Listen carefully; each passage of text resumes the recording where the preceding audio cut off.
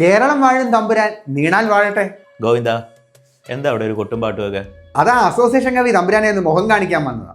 എന്നാ അവനെ കടത്തിവിട്. ഡേ ചിത്രവിട്ടാ കയറി വാടേ. വിപ്ലവം വിജയിക്കട്ടെ. അത്തരം കമന്റുകളൊന്നും വേണ്ട. എന്നാ കേരളം വാഴും തമ്പുരാൻ നീനാൾ വാഴട്ടെ. നിന്നൊലിപ്പിക്കാതെ വന്ന കാര്യം പറഞ്ഞിട്ട് പോടെ. അടിയനൊരു സങ്കടം ബോധിപ്പിക്കാനുണ്ട്. പെൻഷൻ പ്രായം എന്ന് പറഞ്ഞ് എന്നതേ ജോലിന്ന് പറഞ്ഞു വിട്ടു. വയസ്സായാലും അങ്ങനെ പുതിയ പിള്ളേർക്ക് വഴി മാറിക്കൊടുക്കണം. ഇനി പെൻഷൻ വാങ്ങിച്ച് വീട്ടിൽ ഇരുന്നാൽ മതി. എന്നാ പിന്നെ ഇയാൾക്കത് രാജിവെച്ചു. എന്തോന്ന്? അല്ല, അടിയൻ തമ്പുരാനെ കുറിച്ച് എഴുതിയ ഒരു കവിത ദയവായി ഒന്ന് കേൾക്കണം. കേക്കട്ട്.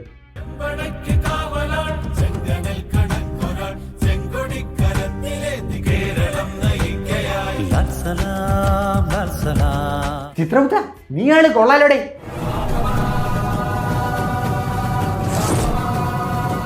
നിനക്ക് ഞാനിപ്പോൾ എന്താ തരേണ്ടത്? ജോലിയല്ലേ താൻ ചോദിച്ചത്? ഗോവിന്ദ, ഇവന് ധനവകുപ്പിൽ സ്പെഷ്യൽ മെസ്സഞ്ചറായിട്ട് അപ്പോയിൻമെൻറ്റ് കൊടുത്തേര്. ചിത്ര, താൻ ഇന്നത്തെ ഡേറ്റിൽ ഒരു അപേക്ഷ എഴുതി തന്നേക്ക്, നമുക്ക് പരിഗണിക്കാം. ഗോവിന്ദ, എന്നാൽ ഇവൻ ഇന്നലത്തെ ഡേറ്റിൽ ഒരു അപ്പോയിൻമെൻറ്റ് ഓർഡർ കൊടുത്തേര്.